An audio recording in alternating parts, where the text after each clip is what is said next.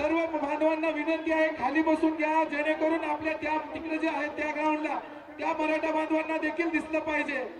त्यांना देखील दिसलं पाहिजे। प्लीज सर्वांना विनंती आहे, आत तिथं बसून घ्या, साईडचे लोक